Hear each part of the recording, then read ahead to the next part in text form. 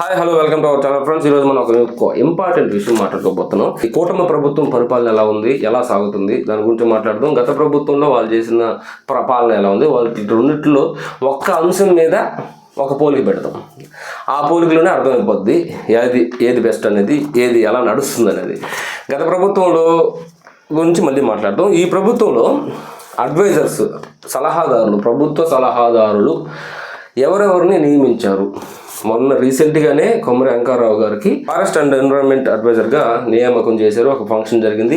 అతను ఎవరంటే ఒక గత 30 సంవత్సరాల నుంచి, ఆయనకి 14 ఏళ్ళ వయసు ఉన్నప్పటి నుంచి 30 సంవత్సరాల పాటు నల్లమల అడవిలో ప్లాస్టిక్ని కానీ ఏరేస్తూ అడవిని సంరక్షిస్తూ అడవి గురించి తెలుసుకొని అలాగే ప్రకృతి గురించి తెలిసిన వ్యక్తిని ఫారెస్ట్ అండ్ ఎన్విరాన్మెంట్ అడ్వైజర్గా పెట్టారు.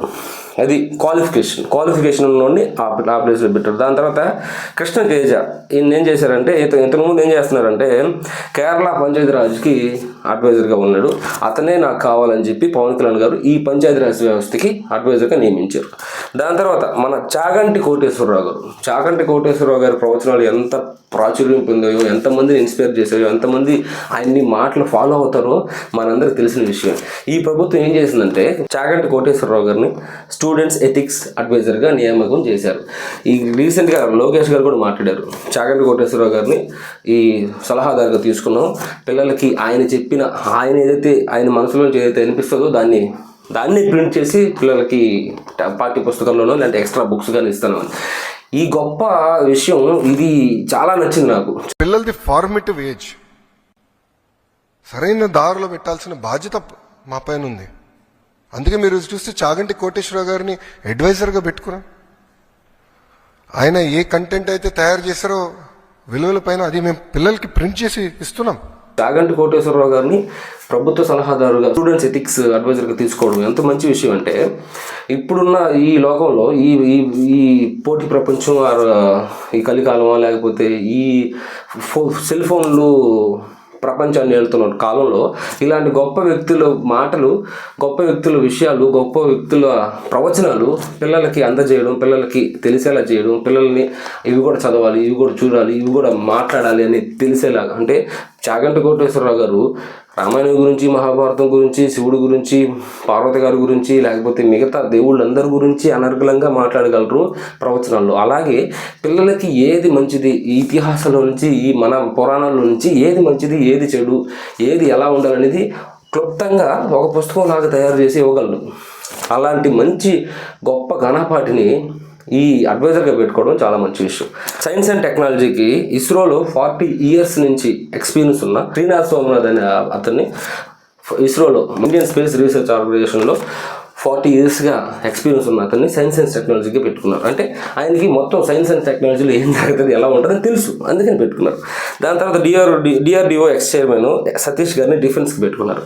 ఇలాగే సుచిత్ర అనే ఆవిడ్ని హ్యాండ్లూమ్ అంటే చేనేత కార్మికులకి ఎక్స్పీరియన్స్ ఉంది కాబట్టి ఆవిడ్ని అడ్వైజర్గా పెట్టుకున్నారు. ఇప్పుడు ఈ అడ్వైజర్లందరికీ ఆల్మోస్ట్ 3 లక్షల నుంచి 4 లక్షలు జీతం ఉంటుంది. వీళ్ళకి ఇచ్చే ప్రతి రూపాయి, ఈ జీతం ప్రతి ఒక్క రూపాయి వాల్యుబుల్. చాగంటి కోటేశ్వరరావు గారు కానీ, కొమ్మరి అంకారావు గారు కానీ, అలాగే శ్రీనాథ్ సోమనాథ్ గారు కానీ, అండ్ సతీష్ గారు అండ్ సుచిత్ర గారు, వీళ్ళందరూ ఆయా రంగాల్లో నిష్ణాతులు, అలాగే ఉన్నతమైన విషయాల్ని చెప్పగలిగే, అంటే ప్రభుత్వానికి సలహాదారులు.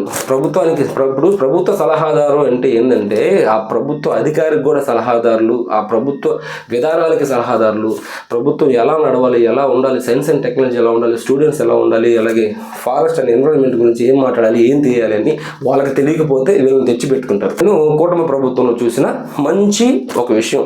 ఇదే విషయం జగన్ ప్రభుత్వంలో ఏం జరిగిందంటే, మీరు కావాలంటే గూగుల్లోనో లేకపోతే ఇతరత్ర డేటా ఉంటుంది కదా, జగన్ ప్రభుత్వంలో ప్రభుత్వ సలహాదారులు పేర్లు కొట్టండి. ఏమేమి పేర్లు వస్తాయి అంటే వరుసగా కేసిరెడ్డి, రాజశేఖర్ రెడ్డి, శ్రీనాథ్ రెడ్డి, భరత్ రెడ్డి, సజ్జల రామకృష్ణారెడ్డి, ఇంకా రెడ్డి అని మనకు ముడ్డి మీద రుద్దారు మనల్ని.